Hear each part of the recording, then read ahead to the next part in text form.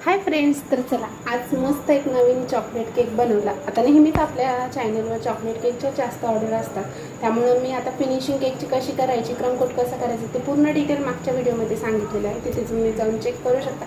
तर बघा, आजच्या केकमध्ये खूप छान अशी गंमत झाली माझ्यासोबत. मी तुमच्यासोबत ती शेअर करते.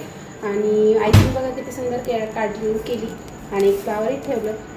नेमकं झालं काय, तर मी मस्त नेहमीप्रमाणे केक करून फ्रीजमध्ये सेट करायला ठेवला. म्हटलं डिझाईन कस्टमर जेव्हा घेईल तेव्हा मस्त डिझाईन त्याला बनवून छान करून देऊन टाकावं असं माझ्या मनात. पण केक ते झाला, मी रेडी करून ठेवून दिला आणि थोडीशी आराम करायला बसली की लगेच मला एकाचा फोन आला की केक झाला का.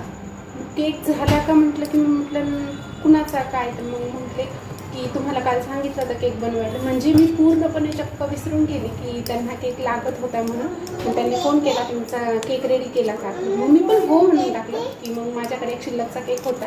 आता एवढं अर्जंट जर त्यांनी मला म्हटले केक झाला का, नेमकं त्यांनी सकाळी 8 वाजता मला आदल्या दिवशी ऑर्डर सांगितली होती कन्फर्म म्हणून.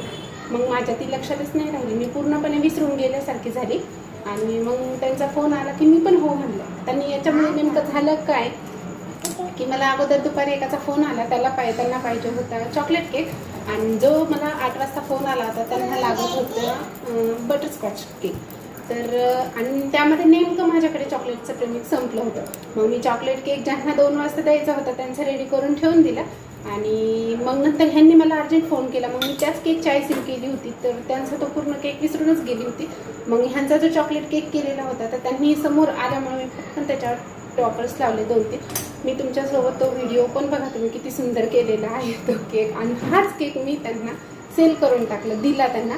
आणि मग ज्यांना तो लागत होता चॉकलेटवाला, तर मग त्यांना साधा पुन्हा बटरस्कॉच केक लावला, एक बेस लावला आणि त्यांना तो करून दिला. डिझाईन ते सेम जसा त्यांनी फोटो पाठवला होता मला, मी सेम तसाच करून दिला.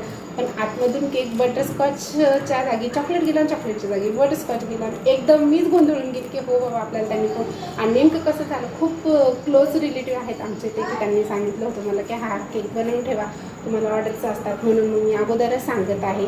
तर मग मी तो हा जो केक बनवला तर तो दुसऱ्याला दिला, दुसरा जो केलेला तर तिसरा